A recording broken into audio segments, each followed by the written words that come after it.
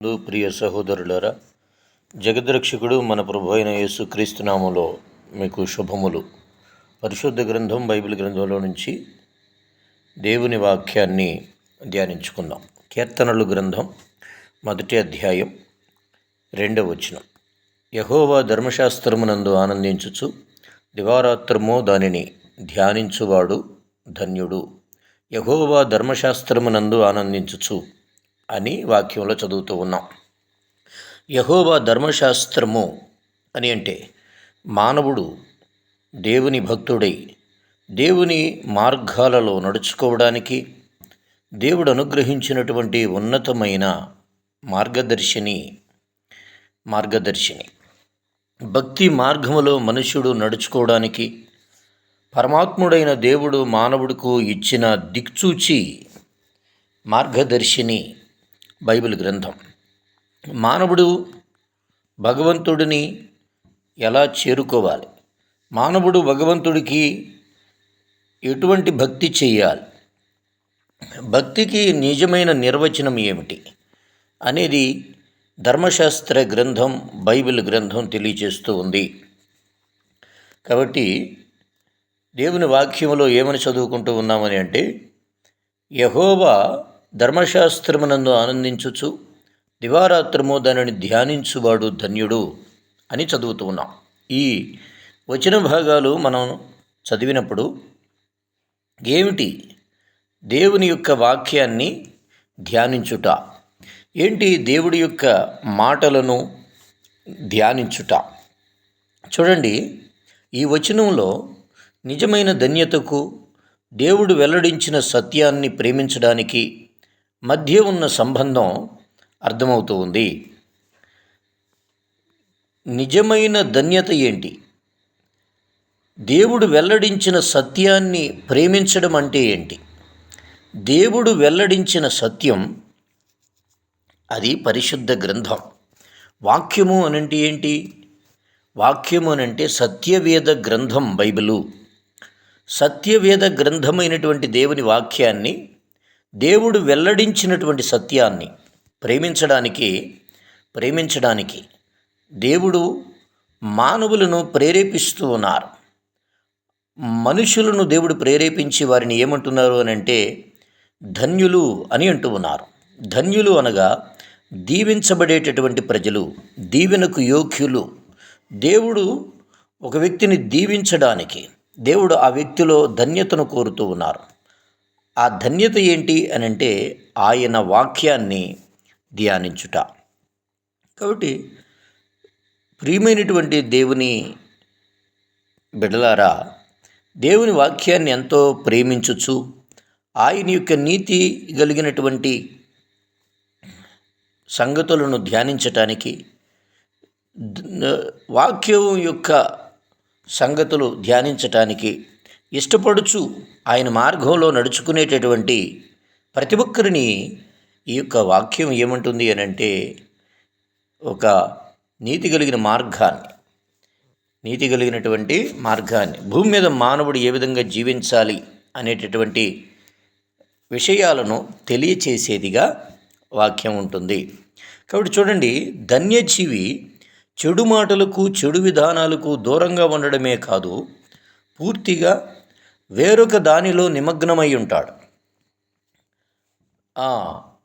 అది ఏంటి అని చెప్పానంటే, వాక్యమునందు ఆనందిస్తూ ఆ వాక్యాన్ని ధ్యానిస్తూ ఉంటాడు. కాబట్టి వాక్యమునందు ఆనందించటం, ఆ వాక్యాన్ని ధ్యానించటం అనేవి దైవభక్తుడు చేసేటటువంటి ఉత్తమమైనటువంటి ఆత్మీయ అనుభవాలు. దేవుని ఉపదేశంలో ఆనందించడం అంటే దేవునిలోనూ దేవుని మార్గాల్లోనూ వెల్లడైన ఆయన సంకల్పములోనూ ఆనందించడమే. దేవుని ఉపదేశంలో ఆనందించడం అంటే దేవునిలోనూ దేవుని మార్గాల్లోనూ వెల్లడైన ఆయన సంకల్పంలోనూ ఆనందించడమే. కాబట్టి ఇక్కడ ఒక మనుష్యుడి యొక్క ఆనందం ఎక్కడ ఉంది అని చెప్పానంటే, దైవిక మార్గాలను, దేవుడు ఏ మార్గాలను వెల్లడిపరిచారో అట్టి దైవిక మార్గాలను గుర్తించటం, వెదకడం, దేవుడి సంకల్పాలను వెదకడం, వాటి యందు ఆనందపడేటటువంటి వ్యక్తి చేసే పని. హృదయానికి మరేది ఇవ్వలేనంత ఆనందాన్ని ఇది ఇస్తుంది. మానవ హృదయం వేరెక్కడా పొందనటువంటి తృప్తిని ఈ యొక్క వాక్య ధ్యానం అందు దేవుడు మానవుడి కొరకు ఏర్పాటు చేసినటువంటి మార్గాన్ని అతడు జాగ్రత్తగా చూడటంలో అది దాగి ఉంది అని ఈ వాక్యంలో మనం ధ్యానం చేస్తూ ఉన్నాం. చూడండి ప్రియ సహోదరులరా, ప్రభు మాటలు మనతో ఏమంటున్నాయి అంటే, కీర్తనలు 37వ అధ్యాయం 4వ వచనంలో వాక్యం ఈ విధంగా ఉంది. యెహోవాలోని నీ ఆనందాన్ని కనుక్కో, అప్పుడు ఆయన నీ హృదయాభిలాషలను ప్రసాదిస్తాడు. ఒక మనుషుడి ఆనందం యెహోవాలో వెదకాలి, కనుక్కోవాలి. కాబట్టి దేవునికి స్తోత్రం. దేవుని వాక్యాన్ని మనం ధ్యానం చేస్తూ ఉంటే, దేవుని ఉపదేశంలో ఆనందించే ఒక మనిషి ఎలాగ ఉంటాడు అనంటే, 119వ కీర్తనలో భక్తుడు ఎలాగ ఉంటాడో ఆ వ్యక్తి ఉపదేశములో ఆనందించే వ్యక్తి, వాక్యాన్ని అమితముగా ప్రేమించేటటువంటి వ్యక్తిని మనం 119వ అధ్యాయంలో చదువుకుంటూ ఉంటాం. ఏముంది ఈ 119వ అధ్యాయంలో?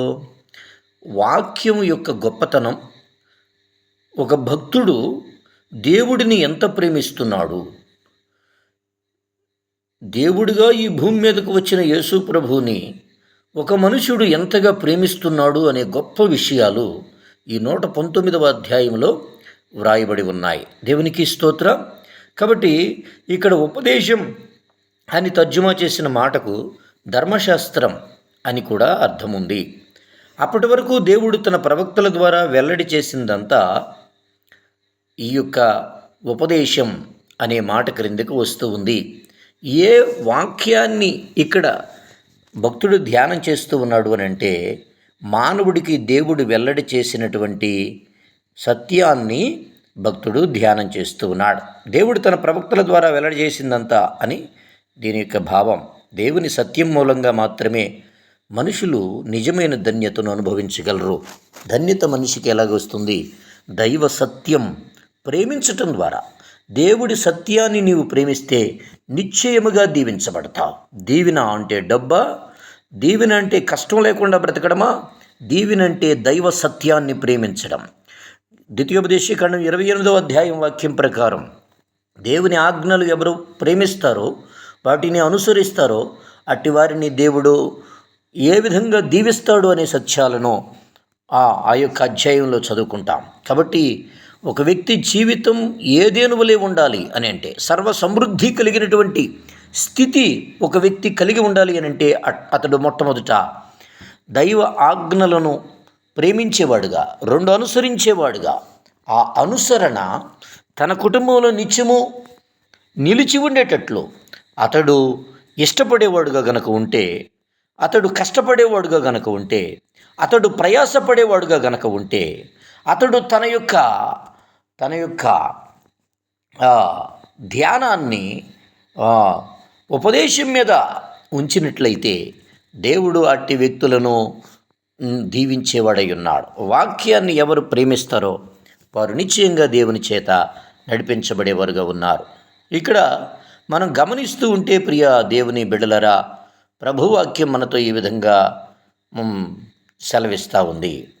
ఇక్కడ మనం చూస్తే ఈ ధన్యత గురించి జ్ఞానులు, మతోపదేశకులు, వేదాంతులు అందరి రచనలన్నిటికంటే బైబిలులో ఎంతో ఎక్కువ ఉంది. ఏముంది అని చెప్పి అంటే, మనుషులు దేవుని వాక్కులో ఆనందించి ధ్యానించి లోబడే మేరకు ఈ ధన్యత అనుభవిస్తారు.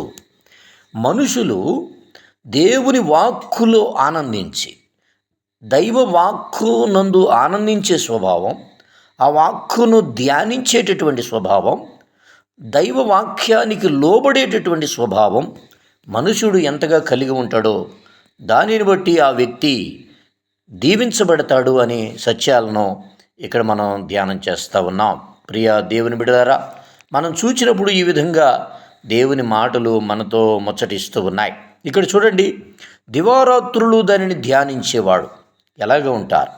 దివారాత్రులు అని ఇక్కడ మనం చూసినప్పుడు దేవుడు వెల్లడి చేసినటువంటి సత్యాన్ని నిత్యం అస్తమానం మననం చేసుకుంటూ మన సామాన్య దినకృత్యాల్లో అది మన హృదయాలను మనస్సును ప్రేరేపించేదిగా ఉండాలి, నింపబడేదిగా ఉండాలి.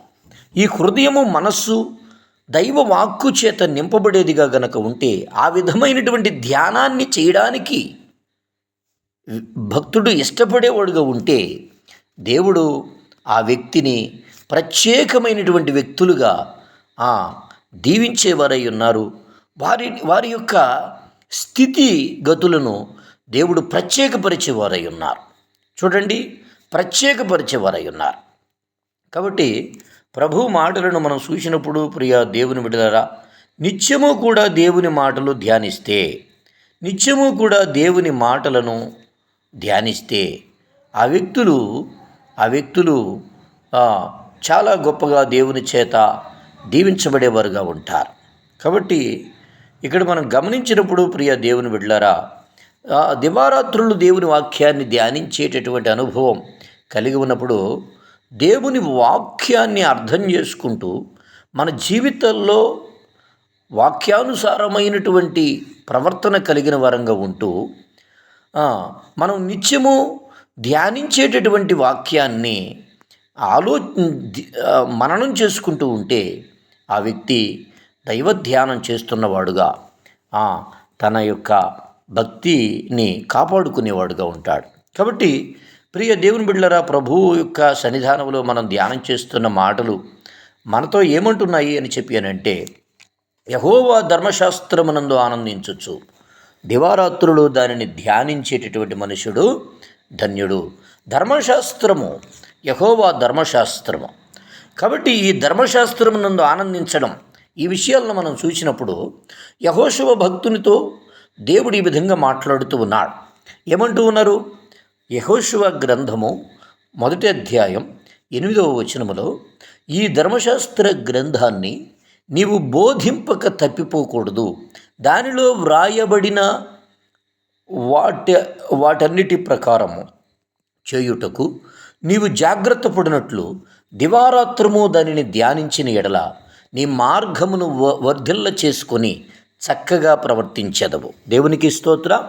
ధర్మశాస్త్రమును నీవు బోధింపక తప్పిపోకూడదు, దానిలో వ్రాయబడిన వాటన్నిటి ప్రకారం చేయుటకు నీ జాగ్రత్త పడినట్లు దివారాత్రము దానిని ధ్యానించిన ఎడల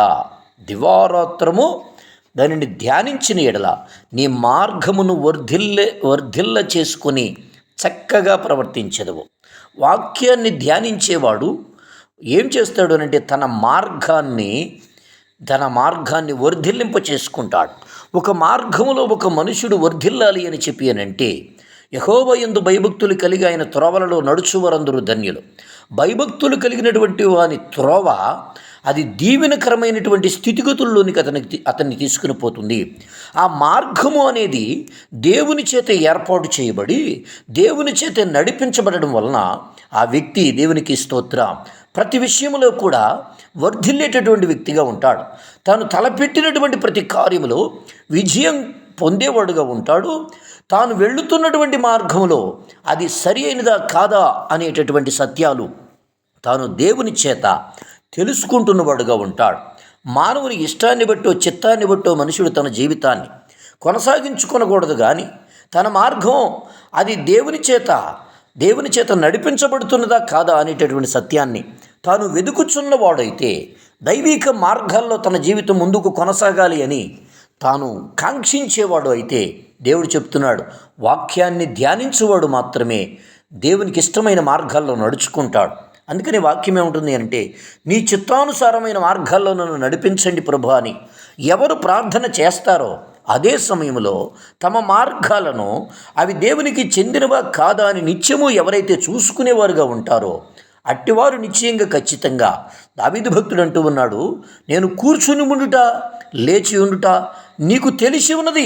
నీకు తెలిసి ఉన్నది కనుక నీకు మరుగుగా నేను లేను, నా మార్గాన్ని స్పష్టంగా చూస్తూ ఉన్నటువంటి మీతో నేను చెప్పే మాట ఏంటి అని అంటే, నీ మార్గాల్లో నడవడమే నాకు ప్రాణం అని భక్తుడు ప్రభుని స్తుతిస్తూ ఉన్నాడు.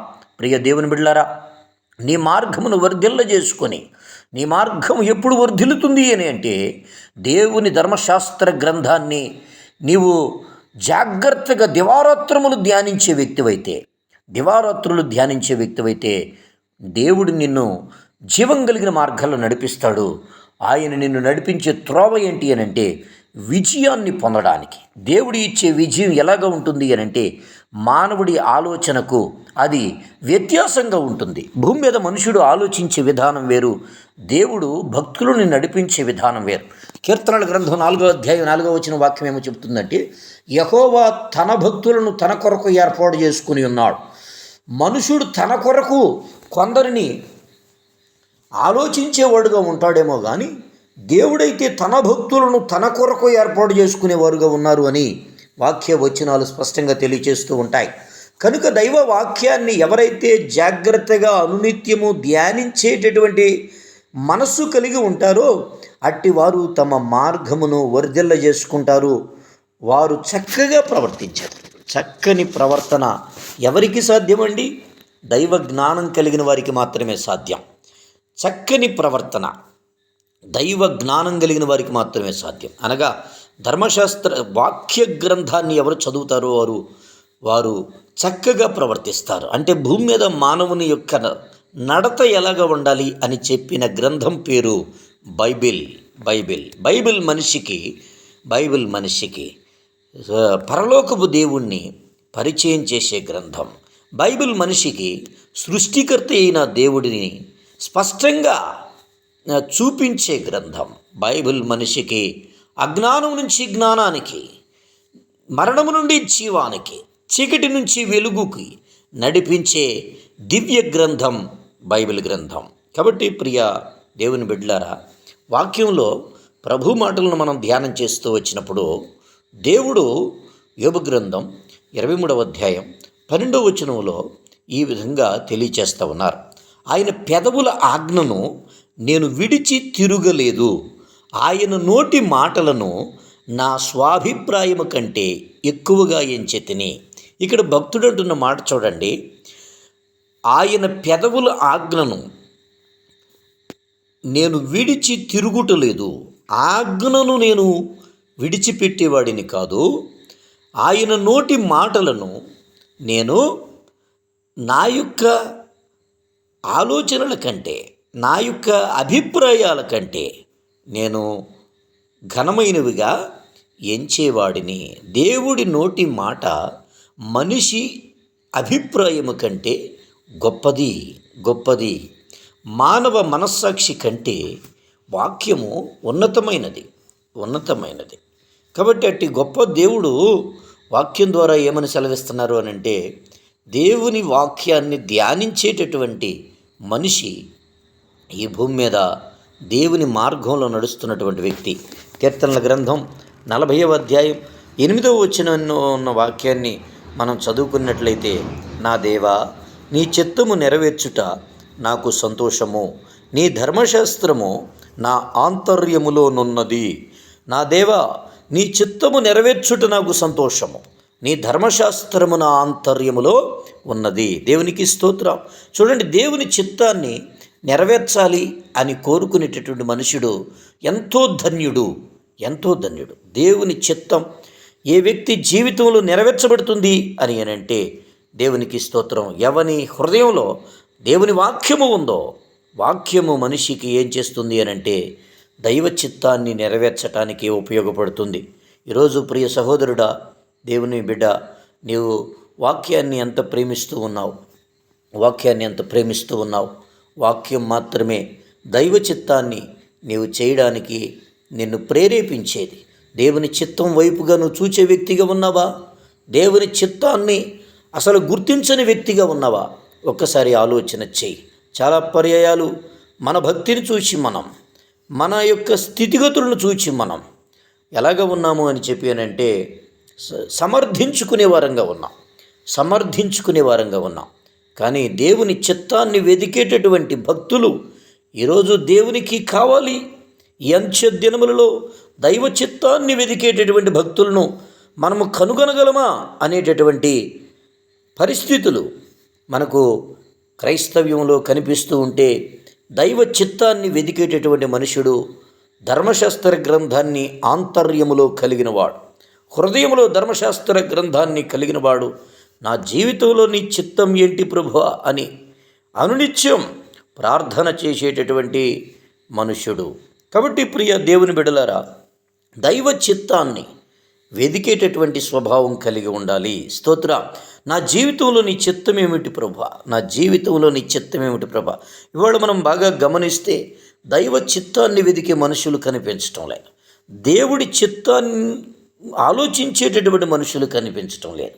కేవలం ఈ భూమి మీద ఏదో ఒక విధంగా తమ వ్యవహారాలు, తమ కుటుంబ పరిస్థితులను నిర్వహించుకోవడానికి మానవుడు తనకు కలిగిన జ్ఞానమంతా ఉపయోగిస్తూ ఉన్నాడు. కానీ దైవ చిత్తాన్ని వెతికేటటువంటి మనుష్యుడు మాత్రమే దేవుడిని సంతోషపెట్టేటటువంటి వ్యక్తి.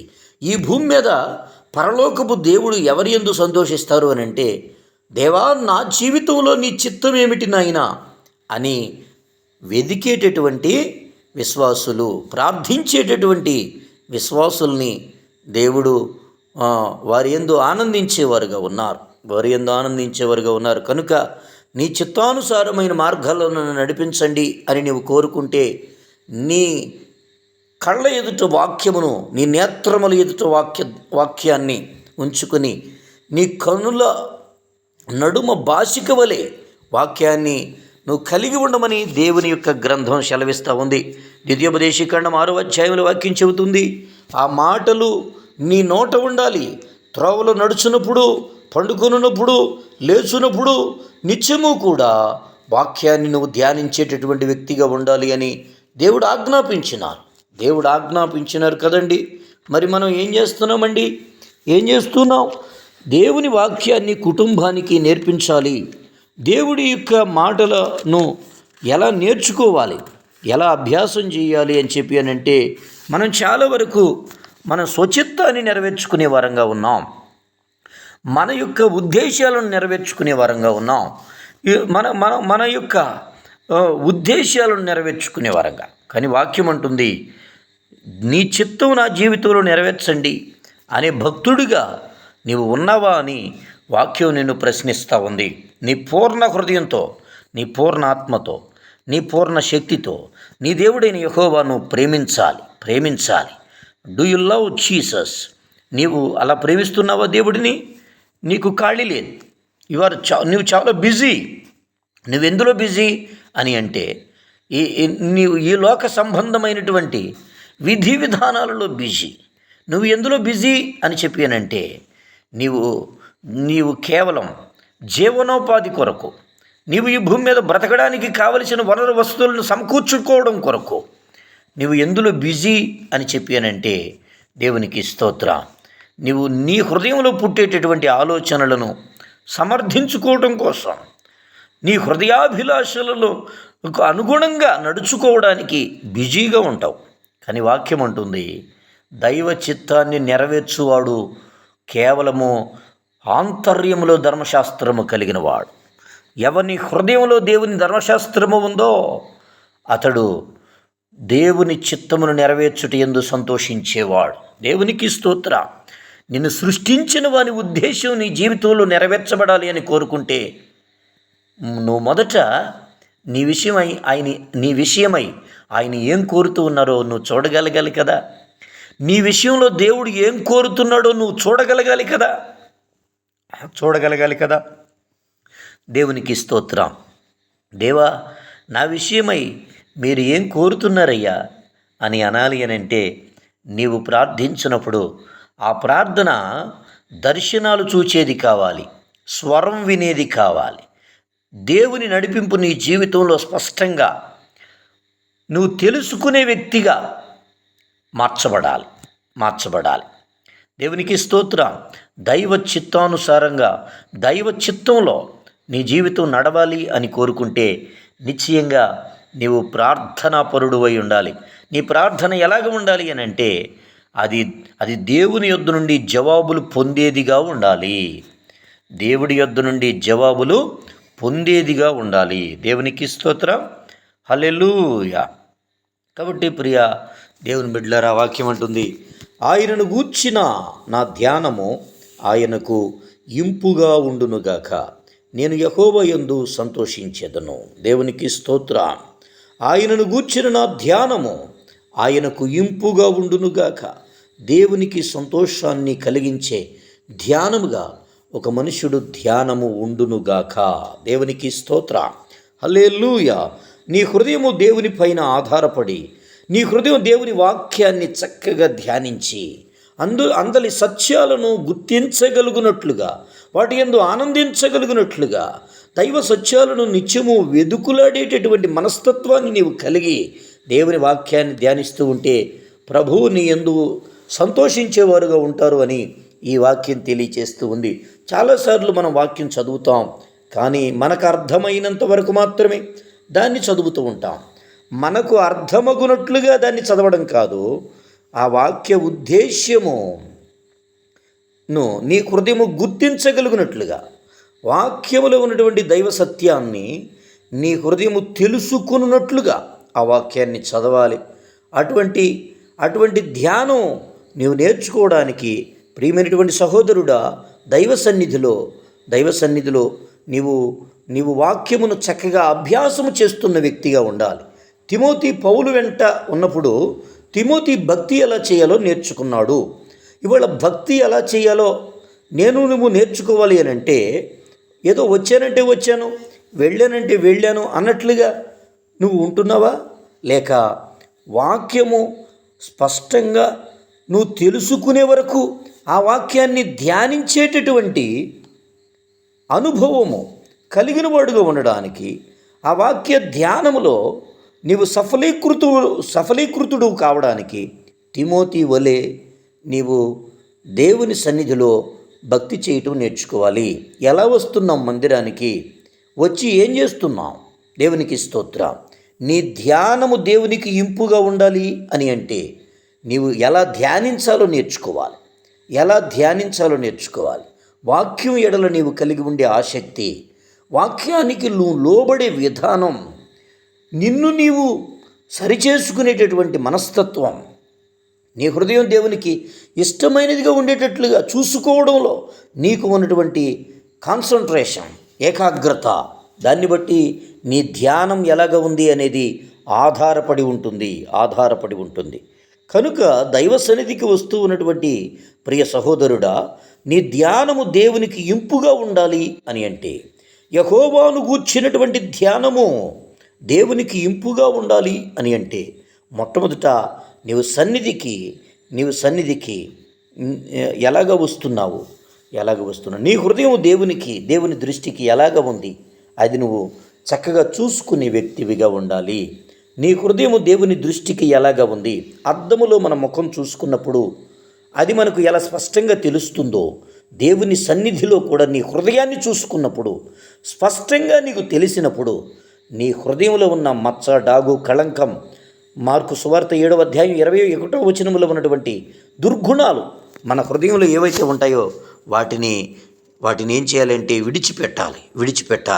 మనలో తప్పులు మనలోనే పెట్టుకుని, మనలో దుర్మార్గాలు నీలోనే పెట్టుకుని నేను భక్తి చేస్తున్నాను అని చెప్పి అంటే నీ హృదయం దేవుని సన్నిధిలో సరిగ్గా పనిచేయడం లేదు. దేవునికి స్తోత్రం. నీ హృదయం దేవుని సన్నిధిలో సరిగ్గా పనిచేయటం లేదు. దేవుని విషయాలను నువ్వు గుర్తించడం లేదు. దేవుని సంగతులను నీవు గుర్తించటం లేదు. కనుక నీ ధ్యానం దేవునికి ఇంపుగా ఉండాలి అని అంటే దేవునికి స్తోత్రం. అద్దము వలె దైవ సన్నిధి మన స్వభావాలను తెలియచేసేదిగా ఉన్నప్పుడు మన స్వభావాలను సరి చేసుకోవాలి. మారు మనస్సు కలిగి ఉండాలి. ఈ లోక మర్యాదను అనుసరింపక దేవునికి ఉత్తమమును అనుకూలమును సంపూర్ణమునైన దేవుని చిత్తమేదో గ్రహించున్నట్లు మీ మనస్సు మారి నూతన పరచబడుట వలన రూపాంతరత పొందుడి అనే వాక్యాన్ని అనుసరించి, లోక మర్యాదను అనుసరింపక దేవునికి అనుకూలమును సంపూర్ణమునయున్న దేవుని చిత్తము ఏదో పరీక్షించి తెలుసుకునేటటువంటి మనస్సును కలిగి, దేవునికి అనుకూలమును సంపూర్ణమును అయ్యున్న దైవ చిత్తాన్ని వెదికే మనస్సు నీకు ఉంటే మారు మనస్సు అనే అనుభవంలోనికి రావాలి. నీ హృదయంలో ఉండే సమస్తమైనటువంటి దుర్గుణాలను జయించడానికి నువ్వు నీ మనస్సు అనే నడుమును కట్టుకోవాలి. నీలో ఉన్న పాపాన్ని అలానే నీలో దాచిపెట్టే వ్యక్తివైతే, నీలో ఉన్న దుర్మార్గాలను అలాగే నీలో దాచిపెట్టే వ్యక్తివైతే, దేవుడు అంటూ ఉన్నారు, దేవునికి స్తోత్రం, నీవు దేవుని వాక్యాన్ని ధ్యానించుట నీకు అది కష్టతరంగా ఉంటుంది. వాక్యాన్ని ధ్యానించుట నీకు కష్టతరంగా ఉండకూడదు అని చెప్పి అనంటే, నీ హృదయాన్ని మొదట దేవుని సన్నిధిలో సరిచేసుకో. హృదయ శుద్ధి కలిగిన వారు ధన్యులు, వారు దేవుడిని చూచెదరు. హృదయ శుద్ధి, నీ హృదయంలో ఉన్న 13 రకాలైన దుర్గుణాలను నువ్వు జయించడానికి ఇష్టపడి ఆ దుర్గుణాలను నీలో నుంచి తొలగించగలిగిన శక్తి దేనికి ఉంది అనేది నువ్వు అన్వేషణ చేసి తెలుసుకొని యేసు రక్తంలో ఉన్నటువంటి పాప క్షమాపణను, మారుమనస్సును నీవు వెదకి పరీక్షించి పరిశోధించి తెలుసుకుని ఆ యొక్క క్రీస్తు ప్రభుల వారు అనుగ్రహించే నూతన హృదయాన్ని సంపాదించుకునమని నీ యొక్క శ్రేయోభిలాషిగా తెలియచేస్తూ ఉన్నాను. దేవునికి స్తోత్రం, హల్లెలూయా. కనుక నా ప్రియమైన దేవుని బిడ్డలారా, ప్రభు మాటలను మనం చూస్తూ ఉన్నాం. యెహోవాను స్తుతించుడి, యెహోవా యందు భయభక్తులు గలవాడు, ఆయన ఆజ్ఞలను బట్టి అధికంగా ఆనందించువాడు ధన్యుడు. దేవునికి స్తోత్రం. చూడండి, యెహోవా ఆజ్ఞలను బట్టి అధికముగా ఆనందించువాడు ధన్యుడు. ఎవరికైనా ఆజ్ఞ అంటే ఆనందం కలుగుతుందా? కానీ భక్తి చేసేవానికి ఆజ్ఞ అంటే ఆనందం కలుగుతుంది, అధికముగా ఆనందం కలుగుతుంది. ఆజ్ఞను అధికముగా ప్రేమించేవాడు నిజమైనటువంటి భయభక్తులు కలిగినవాడు. అట్టివాడు ఎలా దీవించబడతాడు అనే సత్యాలు 112వ కీర్తనలో మనం చదువుకుంటూ వస్తాం. దేవునికి స్తోత్రం. అతడు కలిమి సమృద్ధి కలిగి ఉంటాడు. దేవునికి స్తోత్రం. ఆజ్ఞలను ప్రేమించేవాడు నిత్యము కూడా సమృద్ధిని కలిగి ఉంటాడు. దేవునికి స్తోత్రం. కాబట్టి ప్రియమైనటువంటి దేవుని బిడ్డలారా, దేవుని వాక్యం అనేది మనలను ఆయన మార్గంలో నడిపింపు చేస్తుంది. ధర్మశాస్త్రమును అనుసరించి నిర్దోషముగా నడుచుకుని వారు ధన్యులు. దేవునికి స్తోత్రం. నిర్దోషంగా నేను నా జీవితం ఉండాలి అని కోరుకుంటే, అబ్రహాముతో ప్రభు అన్నాడు, నా సన్నిధిలో నిందారహితుడువై ఉండుము. మనుషుడిలో దోషం అనేది లేకోకుండా నిర్దోషిగా మనుషుడు ఉండాలి అని చెప్పానంటే అతడు ఖచ్చితంగా ధర్మశాస్త్రాన్ని అనుసరించేవాడుగా ఉండాలి. వాక్యం నేను ఎంత వింటున్నాను అనేది కాదు, వాక్యం నాకు ఎంత తెలుసు అనేది కాదు, వాక్యాన్ని నీవెంత అనుసరిస్తున్నావు అనేది చాలా ప్రాముఖ్యం. అనుసరిస్తున్నటువంటి వ్యక్తి పరిపూర్ణమైనటువంటి క్రమశిక్షణ కలిగి ఉంటాడు. ప్రాణాత్మదేహాలు కూడా దేవుడైన యెహోవాను స్తుతించేవిగా ఉంటాయి. దేవుడైన యేసుక్రీస్తు ప్రభుల వారిని స్నేహించేవిగా ఉంటాయి, ప్రార్థించేవిగా ఉంటాయి, ప్రేమించేవిగా ఉంటాయి, ప్రాణప్రదంగా స్తుతించేవిగా ఉంటాయి. దేవునికి స్తోత్రం. అటివారు ధన్యులు అని, దీవించబడేవారు అని వాక్యం తెలియజేస్తూ ఉంది. కనుక ప్రియమైనటువంటి దేవుని బిడ్డలారా, అటువంటి దీవెన కలిగి ఉండడానికి ప్రభు మాటలు మనం ధ్యానం చేస్తూ ఉన్నాం. నీ ఎదుట నేను పాపము చేయకున్నట్లు నా హృదయంలో నీ వాక్యము ఉంచుకుని ఉన్నాను. దేవునికి స్తోత్రం. నీ ఎదుట నేను పాపము చేయకున్నట్లు నా హృదయంలో నీ వాక్యము ఉంచుకుని ఉన్నాను. చూడండి ప్రియమైన దేవుని బిడ్డలారా, వాక్యము ఎవని హృదయంలో ఉంటుందో అటువంటి వ్యక్తి పాపము చేయడు. వాక్యము మనిషిని పాపము పైన జయము ఇస్తుంది. ఈ పాపము పైన జయమునిచ్చు వాక్యము అది పరిశుద్ధాత్మ శక్తి అయినది. వాక్యములు ఏముంది అనంటే పరిశుద్ధాత్మ ఉంది. పరిశుద్ధాత్మలో ఏమి ఉంది అంటే ఇంద్రియ నిగ్రహ శక్తి కలిగినటువంటి కృప ఉంది. ఇంద్రియాలపై జయాన్ని ఇచ్చేటటువంటి శక్తి పరిశుద్ధాత్మకు ఉంది. ఈ పరిశుద్ధాత్మ వాక్యములో ఉంది. ఈ వాక్యాన్ని ఎవరైతే చదువుతారో వారికి పరిశుద్ధాత్ముడు దర్శనమిస్తాడు. ఎవరికి పరిశుద్ధాత్ముడు దర్శనమిచ్చాడో వారిని పరిశుద్ధాత్ముడు పరిపూర్ణంగా నింపుతాడు. ఎవరి హృదయాలు పరిశుద్ధాత్మ చేత నడిపించబడుతున్నాయో వారు పాపమును జయించేవారుగా ఉంటారు.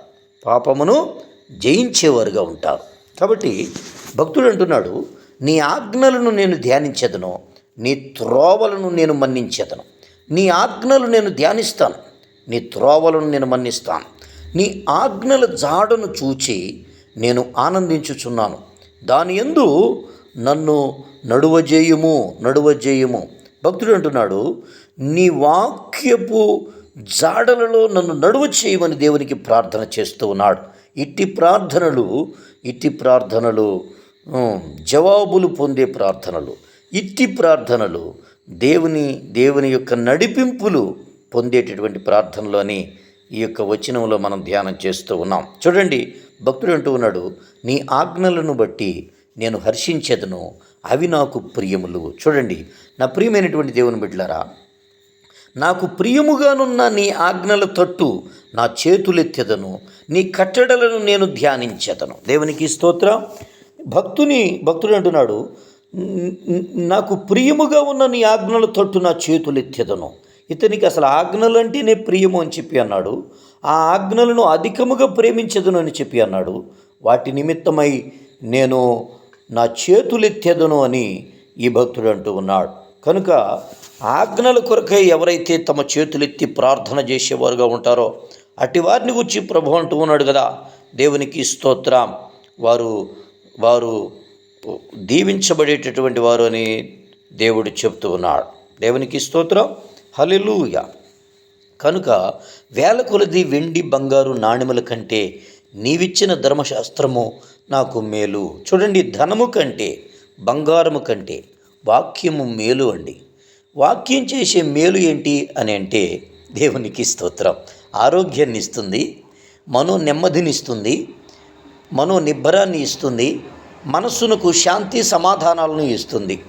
ఈ వాక్యము ఇచ్చే మనో నెమ్మది ధనంలో కానీ, జ్ఞానంలో కానీ, శరీర సంబంధమైన, లోక సంబంధమైన ఏ స్థితిగతుల యొద్ద కూడా మనుషుడు పొందలేడు అనేది నగ్న సత్యం. దేవునికి స్తోత్రం, హల్లెలూయా. కనుక వాక్యం చేసే మేలు ఏంటి అని అంటే దేవునికి స్తోత్రం, బంగారు నాణెము చేయలేని మేలు వాక్యం చేస్తుంది. వేల కొలది వెండి బంగారు నాణెముల కంటే నీవిచ్చిన ధర్మశాస్త్రము నాకు మేలు.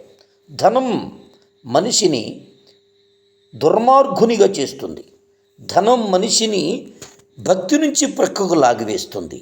ధనం మనిషిని దేవుడికి దూరస్తునిగా చేస్తుంది. కానీ వాక్యం మాత్రం మనిషిని దేవునికి సమీపస్తునిగా, దైవభక్తి చేసేటటువంటి వ్యక్తిగా వాక్యం చేస్తుంది. అందుకని భక్తుడు అన్నాడు, దివారాత్రులు నీ వాక్యమును ధ్యానించే అనుభవము నాకు కావాలి అని భక్తుడు ప్రభువుని ప్రార్థన చేస్తూ ఉన్నాడు. ప్రియమైన దేవుని బిడ్డలారా, నీ ధర్మశాస్త్రమునకు సంతోషం ఇయ్యని ఎడల నా శ్రమయందు నేను నశించి ఉందును. ధర్మశాస్త్రము సంతోషాన్ని ఇస్తుంది, అది శ్రమలలో జయాన్ని ఇస్తుంది.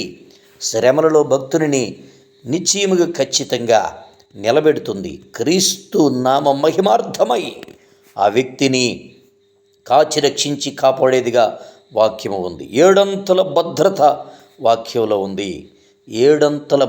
వాక్యంలో ఉంది. నిన్ను ముట్టినవాడు నా కనుపాపను ముట్టినట్లు అని చెప్పినటువంటి దేవుని వాగ్దానాన్ని స్వతంత్రించుకునేటటువంటి కృప, సామర్థ్యం వాక్యాన్ని ధ్యానించే వ్యక్తికి ఉంది. దేవునికి స్తోత్రం, హల్లెలూయా. కనుక నా ప్రియమైనటువంటి దేవుని బిడ్డలారా, దేవుని వాక్యంలో మనం చదువుతూ ఉంటే నీ ధర్మశాస్త్రము నాకెంతో ప్రియముగా ఉన్నది, ప్రతిరోజు నేను దాన్ని ధ్యానిస్తాను అని భక్తుడు ప్రభువుని కీర్తిస్తూ ఉన్నాడు. నీ ఆజ్ఞలు నిత్యము నాకు తోడుగా ఉన్నవి, నా శత్రువులను మించిన జ్ఞానము అవి నాకు కలుగ చేయుచున్నవి. స్తోత్రం. దేవుడు జ్ఞానాన్ని ఇస్తున్నాడు. ఈ జ్ఞానము దైవ సహవాసం వలన భక్తుడు పొందుకుంటూ ఉన్నాడు. ఈ సహవాసం, ఈ క్రీస్తు ప్రభుల వారి సహవాసం భక్తునికి జ్ఞానాన్ని దయచేస్తూ ఉంది. కనుక ఈ కీర్తనాకారుడు ప్రభువుని ఇలా స్తుతిస్తూ ఉన్నారు. నీ శాసనములను నేను ధ్యానించుచున్నాను, కావున నా బోధకులందరికంటే నాకు విశేష జ్ఞానము కలదు. దైవ శాసనాలను ఎవరైతే కీర్తిస్తూ ఉంటారో, ధ్యానిస్తూ ఉంటారో వారికి దేవుడు జ్ఞానాన్ని బోధించేవాడుగా ఉన్నారు. ఆ దేవుడిచ్చే జ్ఞానం ప్రత్యేకమైనది. అది ఆ వ్యక్తికి తన జీవితంలో కావలసినంత కృప అనుగ్రహిస్తుంది, దేవుని యొక్క నడిపింపులను దయచేస్తూ ఉంది. కనుక ఇర్మియా భక్తుడు ప్రభువుని ఈ విధంగా అంటున్నాడు, నీ మాటలు నాకు దొరకగా నేను వాటిని భుజించి తిని సైన్యములకు అధిపతియగు యెహోవా, దేవా, నీ పేరు నాకు పెట్టబడిను గనుక నీ మాటలు నాకు సంతోషమును, నా హృదయమునకు ఆనందమును కలుగ చేయుచున్నవి. దేవునికి స్తోత్రం. నీ మాటలు నాకు దొరకగా నేను వాటిని భుజించి తిని. దేవునికి స్తోత్రం. చూడండి, ఇవాళ దేవుని మాటల కోసం వెదికేవారు ఎవరండి? దేవుని వాక్కుల కోసం వెదికేవారు ఎలాగ ఉంటారు అని అంటే, దేవునికి స్తోత్రం, ఆ వ్యక్తి నీ పేరు నాకు పెట్టబడిను. దేవుని పేరు ఆయన మాటలను వెదికే వారికి పెట్టబడుతుంది. ఎవరు దేవుని వాక్కుల కొరకు వెదుకులాట కలిగి ఉంటారో వారికి దేవుడు జీవాహారాన్ని ఇచ్చేవాడుగా ఉన్నాడు. ఇదిగో జీవాహారమునిచ్చేటటువంటి దేవుడు యేసుప్రభు అంటున్నారు. ఇదిగో జీవాహారమును నేనే అని యేసుప్రభు చెప్తున్నారు. ఇదిగో ఇశ్రాయేలీయులు అరణ్యములో మన్నా తిని వారు చనిపోయేవారేమో, కానీ ఇదిగో నన్ను భుజించువాడు నిశ్చయముగా ఎన్నటికి వాడు చనిపోడు అని యేసుప్రభుల వారు తెలియచేసే దేవునిగా ఉన్నారు. యేసుప్రభు ఏమంటున్నారు అంటే, జీవాహారమును తినువాడు, జీవాహారమును గురించి యేసుప్రభు తెలియచేస్తూ ఉన్నారు. కనుక యేసుప్రభు మనకు ఎవరు అని చెప్పి అంటే, మనం వెదకవలసినటువంటి దేవుడు. నీ మాటలు నాకు దొరకగా, యేసుప్రభువును నువ్వు వెతుకుతూ ఉంటే, ఆయన నీకు దొరుకుతూ ఉంటే, దేవుడు నీకు ఒక పేరు పెట్టేవాడుగా ఉన్నారు. ఆ పేరు ఏంటి అని అంటే, దేవుని ప్రజ. దేవునికి స్తోత్ర. కనుక ఈ మాటలను మనం ధ్యానం చేస్తున్నాం ప్రియులరా. ప్రభు మాటలను ఎలా మనం చదువుకుంటూ ఉంటే, పౌలు గారు తిమోతి గారితో ఒక మాట అంటూ ఉన్నారు. ఏమంటున్నారు? నీ యవనమును బట్టి ఎవడును నిన్ను తృణీకరింపనీయకుము. మాటలోను, ప్రవర్తనలోను, ప్రేమలోను, విశ్వాసములోను, పవిత్రతలోను విశ్వాసులకు మాదిరిగా ఉండము. నీ యవనమును బట్టి ఎవడు నిన్ను తృణీకరించకుండా జాగ్రత్తగా చూసుకో. నీ యొక్క పరిశుద్ధతను కాపాడుకో, నీ ప్రవర్తనను కాపాడుకో. వాక్య భయము కలిగి వాక్య ధ్యానము చేస్తూ నీవు పరిశుద్ధంగా జీవించు అని ప్రకటిస్తూ తిమోతితో పౌలు గారు అంటూ ఉన్నారు. మాటలోను, నీ మాటలు ఎలాగ ఉండాలి అని అంటే, ప్రవర్తనలోను, ప్రేమలోను, విశ్వాసములోను, పవిత్రతలోను విశ్వాసులకు మాదిరిగా ఉండుము. దేవునికి స్తోత్రం. నీ మాట అది ఎలాగా ఉండాలి అని, నీ ప్రవర్తన నువ్వు జాగ్రత్తగా చూసుకోవాలి అని, నీ ప్రేమ అది ఉత్తమమైనదిగా, ఉన్నతమైనదిగా ఉండాలి అని. దేవునికి స్తోత్రం. కనుక ప్రభు మాటలను మనం చూస్తూ ఉంటే, 1 కొరింథీ గ్రంథం 13వ అధ్యాయంలో ప్రేమ అనే లక్షణానికి ఉండేటటువంటి స్వభావము రాయబడుతూ ఉంది. ఒక మనుష్యుడు నేను ప్రేమ కలిగి ఉన్నాను అని చెప్పానంటే, యేసు ప్రేమ ఒక విశ్వాసిలో ఉంటే ఆ ప్రేమకు ఉండేటటువంటి స్వభావం 13వ అధ్యాయం 1 కొరింథీ పత్రిక 13వ అధ్యాయంలో వ్రాయబడి ఉంటుంది. కనుక ప్రియ దేవుని బిడ్డలారా, నీవు ప్రేమలో, ప్రవర్తనలోను, ప్రేమలోను అని చెప్పి పౌలు గారు చెప్తూ ఉన్నారు. దేవునికి స్తోత్ర. నీవు ఈ విషయాల్లో జాగ్రత్తగా ఉండాలి అని, మాటలోను, ప్రవర్తనలోను, ప్రేమలోను, విశ్వాసంలోను, పవిత్రతలోను నీవు మాదిరికరమైనటువంటి వ్యక్తిగా ఉండాలి అని తిమోతికి పౌలు గారు బోధిస్తూ ఉన్నారు. కనుక నా ప్రియమైనటువంటి దేవుని బిడ్డలారా, ఇంకా పౌలు గారు అంటూ ఉన్నారు, నీ అభివృద్ధి అందరికీ తేటగా కనబడు నిమిత్తము వీటిని మనస్కరించుము, వీటి యందే సాధకము చేయుము. వేటి యందు సాధకం చేయాలి అని చెప్పి అని అంటే ఈ విధంగా చెబుతూ ఉన్నారు. చూడండి, శరీర సంబంధమైన సాధకము కొంచెము మట్టుకే ప్రయోజనకరమవును కానీ, దైవభక్తి ఇప్పటి జీవము విషయములను రాబోవు జీవము విషయములను వాగ్దానముతో కూడినదైనందున అది అన్ని విషయములలో ప్రయోజనకరమగును. దేవునికి స్తోత్రం. చూడండి, దైవభక్తి ఇప్పటి జీవం విషయంలోను రాబోవు జీవం విషయంలోను వాగ్దానముతో కూడినదైనందున కనుక దైవభక్తి సాధకం అనేది ఏ వ్యక్తి చేస్తూ ఉంటాడో ఆ యొక్క మనుష్యుడిని దేవుడు అంటూ ఉన్నారు కదా, ఆ వ్యక్తి అభివృద్ధి అందరికీ తేటగా కనబడుతూ ఉంది. దేవునికి స్తోత్రం. ఆ వ్యక్తి అభివృద్ధి అందరికీ తేటగా కనిపిస్తూ ఉంటుంది. దేవునికి స్తోత్ర. హల్లెలూయా. కనుక ఈరోజు మన జీవితాలు ఎలాగ ఉన్నాయి? వాక్యంలో ఒక వ్యక్తి గురించి మనం చూసినప్పుడు మన జీవితాలు ఎలాగ ఉన్నాయి చూడండి. మనం ఆయన ఆజ్ఞలను గైకొనుటయే దేవుడిని ప్రేమించుట. ఆయన ఆజ్ఞలను గైకొనటానికి దేవుని వాక్యంలో దేవుడు చెబుతున్నారు కదా, దైవభక్తి సాధకం చేయడం నేర్చుకోవాలి. దైవభక్తి సాధకం ఎవరైతే చేస్తారో వారి జీవితాలు ఉన్నతంగా ఉంటాయి, వారి భక్తి ఉత్తమంగా ఉంటుంది. కనుక దైవభక్తి సాధన చేయుట నేర్చుకోవాలి. దైవభక్తి సాధన చేసేటటువంటి బిడ్డలు నిశ్చయముగా దీవించబడతారని వాక్యంలో మనం ధ్యానం చేస్తూ ఉన్నాం. చూడండి, పౌలు భక్తుడు ఏమంటున్నాడు అంటే, దేవుని విషయంలో ఏ వ్యక్తి అయితే వాక్యాన్ని ధ్యానించేటటువంటి వాడుగా ఉంటాడో, వాక్యాన్ని ప్రేమించేటటువంటి వాడుగా ఉంటాడో, వాక్యానుసారమైన జీవితాన్ని కలిగి ఉండడానికి ఇష్టం కలిగిన వాడై ఉంటాడో, అట్టివారు క్రీస్తు స్వభావాన్ని కలిగి క్రీస్తు స్వరూపంలోనికి మార్చబడడానికి వారు దేవుని చేత నడిపించబడేవారుగా ఉన్నారు.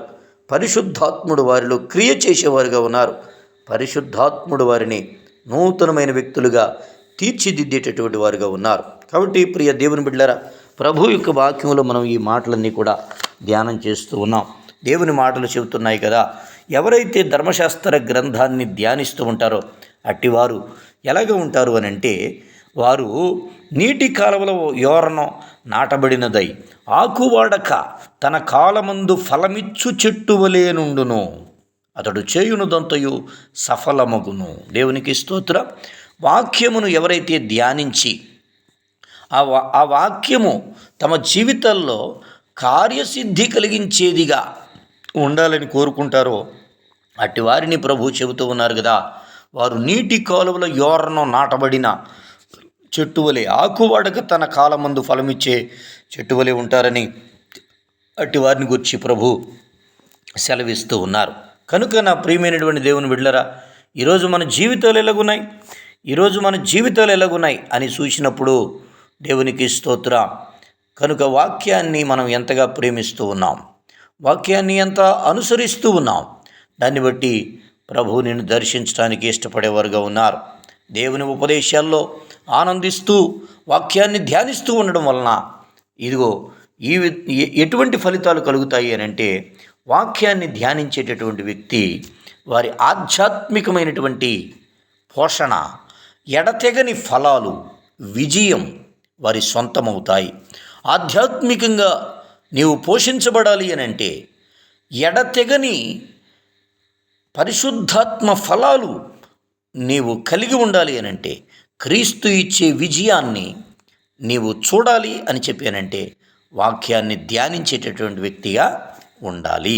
దేవునికి స్తోత్రం. హల్లెలూయా. వాక్యాన్ని ధ్యానించేటటువంటి వ్యక్తిగా ఉండాలి. అలాగే ప్రభు మాటల్ని మనం చూసినప్పుడు ప్రియ దేవుని బిడ్డలారా, ఇక్కడ దేవుని వాక్యం చెబుతూ ఉంది కదా, మనము గనక వాక్యాన్ని ప్రేమించేవారమైతే వారిని ప్రభు ఎలా దీవిస్తారు అని అంటే, వారి విషయమై వాక్యం ఈ విధంగా వ్రాయబడతా ఉంది. యెషయా గ్రంథం 60వ అధ్యాయం 21వ వచనం, నీ జనులందరూ నీతిమంతులై యుందురు, నన్ను నేను మహిమపరుచుకున్నట్లు వారు నేను నాటిన కొమ్మగాను నేను చేసిన పనిగాను ఉండి దేశమును శాశ్వతముగా స్వతంత్రించుకొందురు. ఇక్కడ ప్రభువు చెబుతున్నారు కదా, నీ జనులందరూ నీతిమంతులయ్యుందురు. ఎవరు ఈ జనులు? దేవుని వాక్యం చెబుతూ ఉంది. ఎవరు ఈ జనులు? నీ జనులందరూ నీతిమంతులయ్యుందురు. దేవుడు అనుగ్రహించినటువంటి నీతిని యాకోబు సంతానము, ఇశ్రాయేలు సంతానము కలిగి ఉన్నట్లుగా దేవుడు దీవిస్తూ ఉన్నారు. ఇశ్రాయేలు సంతానాన్ని దేవుడు ఏమంటున్నారు అనంటే, నీ జనులందరూ నీతిమంతులయ్యుందురు. ఇక్కడ యాకోబుతో దేవుడు చెప్తున్న మాట, నీ జనులు నీతిమంతులుగా ఉంటారు అని దేవుడు చెబుతూ ఉన్నారు. దేవునికి స్తోత్రం. వారు ఎలాగ ఉంటారు అని అంటే, వారు నేను నాటిన కొమ్మగా ఉంటారు, నేను చేసిన పనిగా ఉంటారు. నేను నాటిన కొమ్మగా ఉంటారు, నేను చేసిన పనిగా ఉంటారు. ఇది వాగ్దానం, దేవుడు తన ప్రజలకు ఇచ్చే వాగ్దానం. వాక్యాన్ని ప్రేమించే వారికి దేవుడికి ఇచ్చే వాగ్దానం, వాక్యాన్ని స్నేహించే వారికి దేవుడి ఇచ్చే వాగ్దానం, వాక్యమును పఠిస్తూ ఉన్నటువంటి వ్యక్తులకు దేవుడు ఇచ్చే వాగ్దానం. దేవునికి స్తోత్రం. కనుక ఆ విధంగా వాక్యాన్ని ధ్యానించేటటువంటి బిడ్డలుగా కనుక ఉంటే అట్టి వారిని దేవుడు నీటి కాలువల ఓరన నాటబడిన చెట్టు వలె ఆయన చేసేవారుగా ఉన్నారు. చూడండి, 61వ అధ్యాయం 3వ వచనం యెషయా గ్రంథంలో ప్రవక్త ఈ విధంగా ప్రవచిస్తూ ఉన్నారు. సియోనులో దుఃఖించు వారికి ఉల్లాస వస్త్రములు ధరింపచేయుటకును, బూడిదకు ప్రతిగా పూదండయు, దుఃఖమునకు ప్రతిగా ఆనంద తైలమును, భారభరితమైన ఆత్మకు ప్రతిగా స్తుతి వస్త్రమును వారికిచ్చుటకును ఆయన నన్ను పంపియున్నాడు. యెహోవా తన్ను మహిమపరుచుకున్నట్లు నీతి అను మస్తకి వృక్షములనియు యెహోవా నాటిన చెట్లనియు వారికి పేరు పెట్టబడును. చూడండి, ఇక్కడ దేవుడు తన ప్రజల విషయమై తెలియచేస్తున్నటువంటి మాటలు ఏంటి అని అంటే, ఇదిగో వారిని ప్రభువట ఈ విధంగా చేస్తూ ఉన్నాడు. సియోనులో దుఃఖించు వారికి ఉల్లాస వస్త్రాలను ధరింపచేస్తున్నాడు, బూడిదకు ప్రతిగా భూదండను ఇవ్వడానికి దేవుడు కోరుతూ ఉన్నాడు. చూడండి, దుఃఖమునకు ప్రతిగా ఆనంద తైలమును, భారభరితమైన ఆత్మకు ప్రతిగా స్తుతి వస్త్రమును దేవుడు ఇవ్వడానికి ఇష్టపడుతూ ఉన్నారు. కనుక ఈరోజు దేవుని సన్నిధానంలో మనము దేవుని వాక్యాన్ని ధ్యానం చేస్తూ ఉంటే, ప్రియ దేవుని బిడ్డలారా, ప్రభు అంటూ ఉన్నారు కదా, నీవు మొరపెట్టే వ్యక్తివిగా ఉంటే, నీవు దేవునికి ప్రార్థించే వ్యక్తివిగా ఉంటే, సన్నిధిలో నువ్వు వెదుకుచున్నటువంటి వ్యక్తివిగా ఉంటే, దేవుని కొరకై దేవుని మార్గాలను అన్వేషిస్తూ ఉన్నటువంటి వ్యక్తివిగా కనుక ఉంటే, ప్రభు ఏమంటున్నారు అని అంటే, దుష్టుల ఆలోచన చొప్పున నడువక, పాపుల మార్గంలో నిడువక, అపహాసకులు కూర్చుండు చోట కూర్చుండక, లోకములో అనేకమైన పరిస్థితులు ఉండగా వీటన్నిటి నుంచి తప్పించుకొని మేలు చేసేటటువంటి జీవదాయకుడైనటువంటి యేసుక్రీస్తు ప్రభుల వారి పాదముల చెంతకు వచ్చి ఆ దేవదేవుని పాదముల వద్ద ప్రార్థించేటటువంటి భక్తుడు, ఆ దేవదేవుని యొక్క నడిపింపును కోరుకునేటటువంటి భక్తుడు ఈ రాత్రి కాలం దేవుడు చెప్తున్నారు కదా, ప్రభు అట వారి ప్రార్థనలను ఆలకించేవారుగా ఉన్నారు, ఉల్లాస వస్త్రములను ధరింపచేసేవారుగా ఉన్నారు. దేవునికి స్తోత్రం. ఉపవాస ప్రార్థనలు చేస్తూ దేవుని కొరకు కనిపెట్టేటటువంటి భక్తునితో ప్రభు అంటూ ఉన్నాడు కదా, ఇదిగో బూడిదకు ప్రతిగా పూదండను ఇస్తానని ప్రభువు సెలవిస్తూ ఉన్నారు. చూడండి, దేవుని కొరకై ప్రార్థించేటటువంటి వ్యక్తులతో ప్రభు అంటున్నారు కదా, ఆనంద తైలము చేత నేను వారిని దర్శించేవాడను, దీవించేవాడనని దేవుని వాక్యము సెలవిస్తూ ఉన్నది. కనుక నా ప్రియమైనటువంటి సహోదరులరా, భారభరితమైన ఆత్మకు ప్రతిగా స్తుతి వస్త్రాన్ని ప్రభు ఇస్తానని వాగ్దానం చేస్తూ ఉన్నారు. కాబట్టి ఈ దేవుడు నిన్ను దీవించేవారై ఉన్నారు, దర్శించేవారై ఉన్నారు. ఆయన నీకు తోడై నిలిచి నిన్ను వాగ్దానపూర్వకంగా నడిపించేవారై ఉన్నారు. దేవునికి స్తోత్ర. అబ్రహాము, ఇస్సాకు, యాకోబుల దేవుడు, వాగ్దానములను నెరవేర్చేటటువంటి దేవుడు. ఆయన తన నామ మహిమ కొరకై, తన నామ యొక్క గొప్పతనాన్ని బట్టి ఆయన మనతో తన సన్నిధిని ఉంచేవారు, మనలను నడిపించేటటువంటి వారు, మనపై తన కనుదృష్టి నిలిపి తన యొక్క వాక్కు చేత సందర్శనం చేసేటటువంటి వారు. కనుక దేవునికి స్తోత్రాలు చెల్లించబద్ధులమై ఉన్నాం. దేవునికి స్తోత్రం. హల్లెలూయా. కనుక ప్రియ సహోదరులరా, ప్రభు మాటలను మనం చూస్తూ వచ్చినప్పుడు చూడండి, అతడు నీటి కాలువల ఓరన నాటబడినదై ఆకు వాడక తన కాలమందు ఫలం ఇచ్చే చెట్టుగా ఉంటారు. చూడండి ప్రియ దేవుని బిడ్డలరా, ఆదికాండము గ్రంథం 39వ అధ్యాయం 3వ వచనముల వాక్యాన్ని మనం చదువుకుంటూ ఉంటే, ఇదిగో చూడండి, దేవుడు చెప్తూ ఉన్నారు, యెహోవా అతనికి తోడై ఉండిననియు అతడు చేసినదంతయు అతని చేతిలో యెహోవా సఫలము చేసిననియు అతని యజమానుడు చూచినప్పుడు. దేవునికి స్తోత్ర. ఇక్కడ యోసేపును పోతీఫరా చూచినప్పుడు ఆయన ఏమంటున్నాడు, యోసేపుకి యెహోవా తోడై ఉన్నారు అని చెప్తున్నారు. యెహోవా అతనికి తోడై ఉండిననియు అతడు చేసినదంతయు అతని చేతిలో సఫలము అయిననియు అతని యజమానుడు చూచాడు. యోసేపుకు యెహోవా దేవుడని పోతీఫరు ఎలా తెలుసుకున్నాడు? యోసేపు యెహోవా దేవునికి ప్రార్థన చేసేవాడు అని పోతీఫరు ఎలాగ తెలుసుకున్నాడు? అతను చూస్తూ ఉండగా యోసేపు ప్రార్థనలు చేస్తూ ఉన్నాడా? అతడు చూస్తూ ఉండగా యోసేపు వాక్యాన్ని చదువుతూ ఉన్నాడా అని చెప్పానంటే యోసేపు యొక్క ప్రవర్తన దేవదేవుని పరిచయం చేసేదిగా ఉంది. యోసేపు ప్రవర్తన యెహోవా దేవునిని పరిచయం చేసేదిగా ఉంది. దేవునికి స్తోత్రం, హల్లెలూయా. కాబట్టి ప్రియ సహోదరులారా, ప్రభువు మాటల్ని మనం చదువుకుంటూ ఉంటే యెహోవా అతనికి తోడై ఉండను గనుక ఆ చెరసాల అధిపతి అతని చేతికి అప్పగింపబడిన దేని గూర్చియు విచారణ చేయక ఉండెను. అతడు చేయునది యావత్తు యెహోవా సఫలమగునట్లు చేశాను. యోసేపు చేయునది యావత్తు యెహోవా సఫలమగునట్లు చేశాను. దేవునికి స్తోత్రం. కనుక ప్రియ దేవుని బిడ్డలారా, ఈరోజు మనం ధ్యానించాల్సినటువంటి మాటలు ఏంటి అని అంటే ప్రభువు మనతో ఈ విధంగా చెబుతూ ఉన్నారు, యెహోవా అతనికి తోడై ఉండెను. ఎవరికి దేవుడు తోడుగా ఉంటారు అని అంటే ధర్మశాస్త్ర గ్రంథమును ధ్యానించే వారికి దేవుడు తోడుగా ఉన్నారు. యోసేపుకి ఏ ధ్యానము చేసేవాడు యోసేపు, ఏ ధ్యానము చేసేవాడు యోసేపు. దేవునికి స్తోత్ర. పరిశుద్ధతను కాపాడుకునిన యోసేపు, దైవ భయము కలిగిన యోసేపు, దర్శనాలు కలిగిన యోసేపు, కలలు కలిగిన యోసేపు. ఇంకా ఈ యోసేపు ఎవరు అని అంటే దేవుని ఆత్మ కలిగిన వాడు. ఈ యోసేపు ఎవరు అని అంటే కనిపించని వినిపించని దేవునిని తాను తోడుగా కలిగి ఉన్నవాడు. యెహోవా దేవునిని యోసేపు తోడుగా కలిగినవాడు. చూడండి, యోసేపు ఏమి ప్రార్థనలు చేశాడు అనేది మనకు తెలియదు, కానీ యోసేపు మాత్రం తాను యెహోవా తోడు తనతో కలిగినవాడు. యెహోవా అతనికి తోడై ఉండెను. యెహోవా అతనికి తోడై ఉండెను. మనం ఎక్కడా కూడా దేవుడు యోసేపుతో ఎలాగ మాట్లాడినారు అనే విషయాలను చదవాలని ప్రయత్నం చేస్తే మనకు కనిపించే వాక్యం ఏంటి అని అంటే యెహోవా అతనికి తోడై ఉండెను. యెహోవా అతనికి తోడై ఉండెను. దేవునికి స్తోత్రం.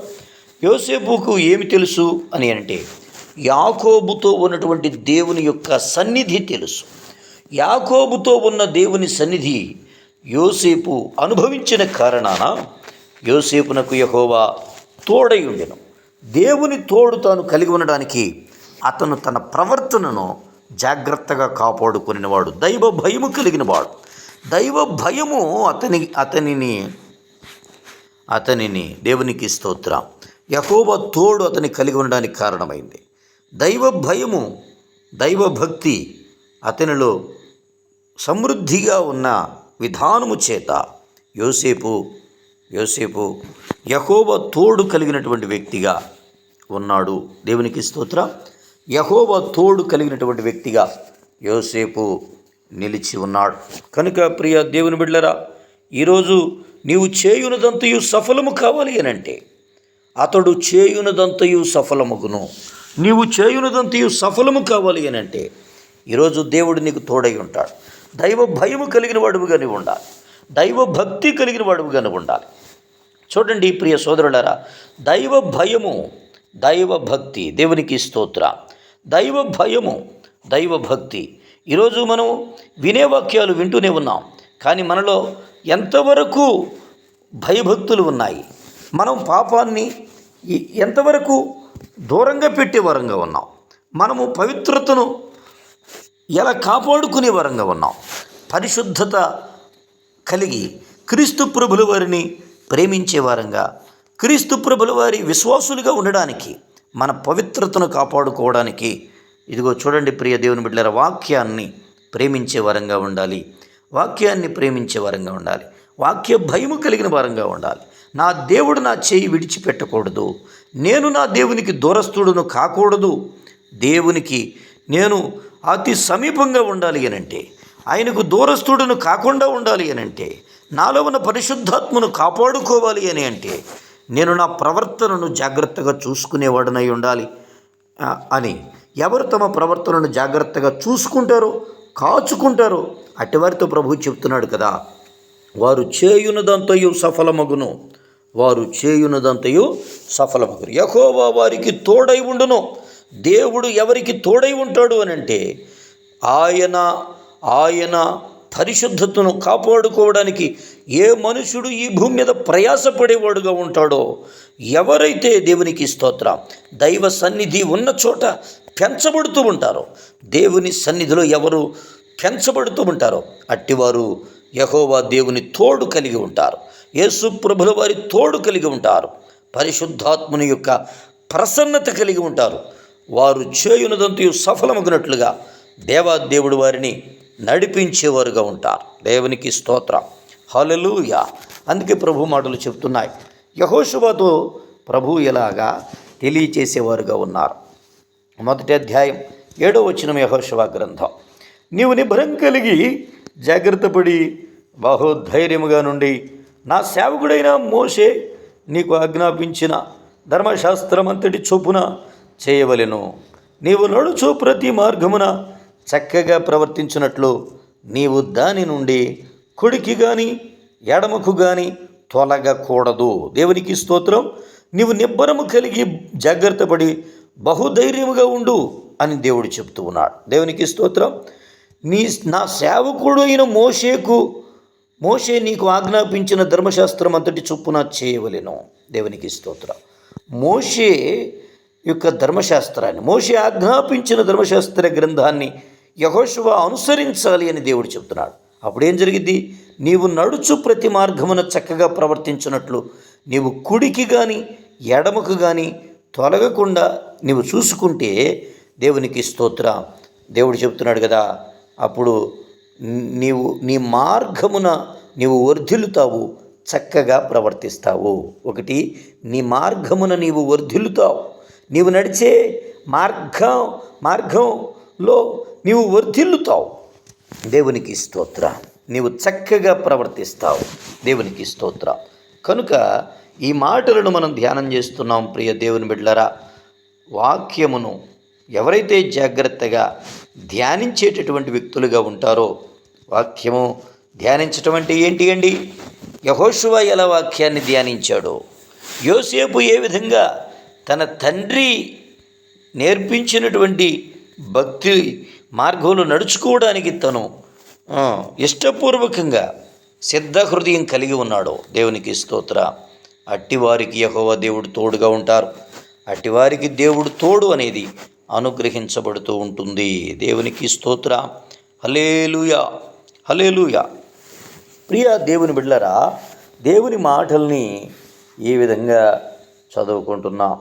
వృత్తాంతములు 2వ వృత్తాంతాల గ్రంథం 31వ అధ్యాయం 21వ వచనంలో వాక్యాన్ని ఈ విధంగా చదువుతున్నాం. చూడండి, 2వ దిన వృత్తాంతాల గ్రంథం 31వ అధ్యాయం 21వ వచనం చూడండి. తన దేవుని ఆశ్రయించుటకై దేవుని మందిర సేవ విషయమందేమి, ధర్మశాస్త్ర విషయమందేమి, ధర్మమంతటి విషయమందేమి తాను ఆరంభించిన ప్రతి పని అతడు హృదయపూర్వకంగా జరిగించి వర్ధిల్లెను. హిజ్కియా అనే రాజు, ఇక్కడ చూడండి, అతడు దేవుడిని ఆశ్రయించుటకై తను ధర్మశాస్త్ర సంబంధమైన విషయంలో, దేవునికి స్తోత్ర, అతడు హృదయపూర్వకంగా దేవుడిని వెంబడించినటువంటి వ్యక్తిగా ఇక్కడ హిజ్కియా కనిపిస్తూ ఉన్నాడు. తన దేవుడైన యెహోవా దృష్టికి అనుకూలముగాను యథార్థంగాను నమ్మకముగాను పనిచేయుచూ వచ్చెను. హిజ్కియా ఎలా పనిచేస్తూ ఉన్నాడు అండి? యెహోవా దృష్టికి అనుకూలముగా యథార్థంగా నమ్మకంగా పనిచేస్తూ ఉన్నాడు. అందుకే అతడు ప్రతి విషయంలోనూ వర్ధిల్లేటటువంటి వ్యక్తిగా ఉన్నాడు అని ఈ వాక్య వచనాలు మనకు తెలియచేస్తూ ఉన్నాయి. దేవునికి స్తోత్ర. 92వ కీర్తన 14వ వచనముల వాక్యము ఏ విధంగా ఉన్నది? నాకు ఆశ్రయదుర్గమైన యెహోవా యథార్థవంతుడనియు ఆయన యందు ఏ చెడుతనమునో లేదనియు ప్రసిద్ధి చేయుటకై. దేవునికి స్తోత్రం. చూడండి, వారు ముసలితనమందు ఇంకా చిగురు పెట్టుచుందురు, సారము కలిగి పచ్చగానుందురు. నాకు ఆశ్రయదుర్గమైన యెహోవా యథార్థవంతుడనియు ఆయన యందు ఏ చెడుతనమును లేదనియు ప్రసిద్ధి చేయుటకై. దేవునికి స్తోత్రం. ఇక్కడ ఆశ్రయదుర్గమైన యెహోవా, ఆశ్రయదుర్గమైన యెహోవా, ఏ దేవునిని సేవిస్తూ ఉన్నామో, పూజిస్తూ ఉన్నామో, ప్రార్థిస్తూ ఉన్నామో, వెంబడిస్తూ ఉన్నామో, ఆయన మొదట ఆశ్రయదుర్గం. ఆయన ఎవరు? మొదట ఆశ్రయదుర్గం. ఆయన యథార్థవంతుడు, ఆయనలో ఏ చెడుతనమును లేదు. ఆయనను సేవించుచున్న వారికి దేవుడు తెలియచేస్తున్న సత్యం ఏంటంటే, మొదట ఆయన ఆశ్రయదుర్గం, రెండవది ఆయన యథార్థవంతుడు, మూడవది ఆయన యందు ఏ చెడుతనమునో లేదు. ఆయన యందు ఏ చెడుతనమునో లేదు. కనుక దేవుని నీతిని వెదికి దేవుని మార్గాల్లో నడుచుకునేటటువంటి వారు ముసలితనమందు ఇంకా చిగురు పెట్టేవారుగా ఉంటారు. కారణం ఏంటి? మోషే గారు అంటున్నారు, 40 సంవత్సరములప్పుడు నాకు ఎట్టి బలము ఉండెను, 80 సంవత్సరములప్పుడు నాకు అట్టి బలము ఉండెను, 120 సంవత్సరములప్పుడు నాకు అట్టి బలము ఉండెను అని మోషే సాక్ష్యం ఇస్తూ ఉన్నారు. కారణం ఏంటి అని అంటే, దేవుడి నీతిని వెదికేటటువంటి వారు, దేవుని నీతిని ప్రేమించేటటువంటి వారు, దైవ నీతిని పొందుకునేటటువంటి వారు ఖర్జూర వృక్షం వలె మవ్వు వేయుదురు, దేవదారు వృక్షము వలె వారు ఎదుగుదురు. దేవునికి స్తోత్ర, హల్లెలూయా. కనుక క్రీస్తు నీతిని ఈరోజు నీవు వెతుకుతూ ఉంటే, క్రీస్తు ప్రభుల వారు పరలోకపు దేవుని నీతి అయి ఉన్నారు. పరలోకపు దేవుని యొక్క నీతి యేసుక్రీస్తు ప్రభుల వారు. కనుక విశ్వాసము చేత ఆయన మార్గంలో నడుచుకుంటూ ఉంటే దేవుడు నిర్దోషమైన మార్గాల్లో నిన్ను నన్ను నడిపించేవారుగా ఉన్నారు. మన హృదయాలలో ఎటువంటి పాపము లేకుండా చేసేవారుగా ఆయన ఉన్నారు. ఆయన యొక్క మార్గంలో పరిశుద్ధాత్మ నింపుదల కలిగి, నడుపుదల కలిగి ఈ భక్తి చేయటానికి యేసు ప్రభు మనలను నడిపించేవారుగా ఉన్నారు, పోషించేవారుగా ఉన్నారు, నాయకత్వం వహించేవారుగా ఉన్నారు. యేసు నాయకత్వం కింద, యేసు ప్రభు యొక్క మార్గ దర్శకత్వం కింద క్రీస్తు అడుగుజాడలలో నడవాలి అని కోరుకున్న వ్యక్తివైతే ఈరోజు నా దేవాది దేవుడు ఆయన ఆశ్రయదుర్గమై ఉన్నాడు. 2 ఆయన యథార్థవంతుడై ఉన్నాడు. 3 ఆయన దగ్గర ఏ చెడుతనము లేదు అని నువ్వు ఈ లోకంలో ఆయన నామాన్ని స్థాపించే వ్యక్తిగా ఉన్నావు. ఆయన నామమును స్థాపించటానికి దేవుడు నిన్ను ఏర్పాటు చేసుకున్నాడు అని ప్రకటన చేస్తూ ఉన్నాం. దేవునికి స్తోత్రం, హల్లెలూయా. కనుక ప్రభు మాటలు మనతో చెప్తున్నాయి. యెషయా గ్రంథం 3వ అధ్యాయం 10వ వచనంలో వాక్యం ఎలా వ్రాయబడి ఉంది? మీకు మేలు కలుగునని నీతిమంతులతో చెప్పుము, వారు తమ క్రియల ఫలము అనుభవింతురు. నీతిమత్వాన్ని కలిగినవాడు, క్రీస్తు ప్రభుల వారిని సేవించేవాడు తమ క్రియల ఫలము అనుభవింతురు. దేవునికి స్తోత్ర. మీకు మేలు కలుగునని నీతిమంతులతో చెప్పుము. కారణం ఏంటి? ఈ లోకంలో భక్తి చేసేవాడు కలవరపడుచున్న కాలంలో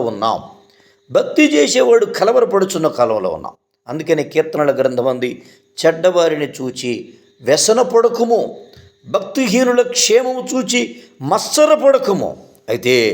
అయితే క్రీస్తు నీతిమత్వాన్ని ధ్యానించుచున్న వ్యక్తిగా నీవు ఉంటే ప్రభు అంటూ ఉన్నారు, క్రీస్తు నీతి నీకు మేలు కలుగు చేస్తుంది, నువ్వు నీతి క్రియల ఫలము అనుభవిస్తావు. దేవునికి స్తోత్ర, హల్లెలూయా. 44వ అధ్యాయం 4వ వచనం ఈ విధంగా చెబుతుంది, నీటి కాలువల వద్ద నాటబడిన నిరవంజి చెట్లు గడ్డిలో ఎదుగునట్లు వారు ఎదుగుదురు. దేవునికి స్తోత్ర. దేవునిని సేవించేటటువంటి బిడలు నిరవంజి చెట్లు వలె ఎదుగుదురు. దేవునికి స్తోత్రం, హల్లెలూయా. ఇర్మియా గ్రంథం 17వ అధ్యాయం 8వ వచనం వాక్యం ఈ విధంగా వ్రాయబడి ఉంది, వాడు జలముల యొద్ద నాటబడిన చెట్టు వలె నుండును, అది కాలువల ఓరను దాని వేళ్ళు తనును, వెట్ట కలిగినను దానికి భయపడదు, దాని ఆకు పచ్చగా నుండును, వర్షము లేని సంవత్సరమున చింతనొందదు, కాపు మానదు. దేవునికి స్తోత్రం. చూడండి, యెహోవాను ఆశ్రయించువాడు ధన్యుడు. కనుక ఈ దేవాది దేవుని నామాన్ని, ఆయన యొక్క మాటలను ప్రేమించేటటువంటి మనస్తత్వాన్ని మనం కలిగి ఉంటే, ప్రభువు చెప్తున్నారు కదా, జలముల వద్ద నాటబడిన చెట్టు వలె అతడు నీటి కాలువల ఓరన నాటబడినదై ఆకువాడక తన కాలమందు ఫలమిచ్చు చెట్టు వలె ఉండును. అట్టి ఆత్మ సంబంధమైనటువంటి దీవెన వాక్య ధ్యానపరులమైనటువంటి నాకు మీకు అనుగ్రహించినట్లుగా వాక్యాన్ని ప్రేమించి, వాక్యాన్ని స్నేహించి, క్రీస్తు ప్రభుల వారి యొక్క సన్నిధి మార్గాలను గుర్తించి, యేసుదేవుని నాయకత్వాన్ని, యేసుదేవుని నీతిమత్వాన్ని ప్రేమిస్తూ, స్నేహిస్తూ, సహవసిస్తూ ఆయన మార్గాలలో నడిచి ఈ దేవాది దేవుని యొక్క దీవెన పొందుకొందురుగాక. క్రీస్తు ప్రభుల వారి యొక్క ప్రసన్నత నాపై నీపై ఉదయించునుగాక. ఆమేన్, ఆమేన్.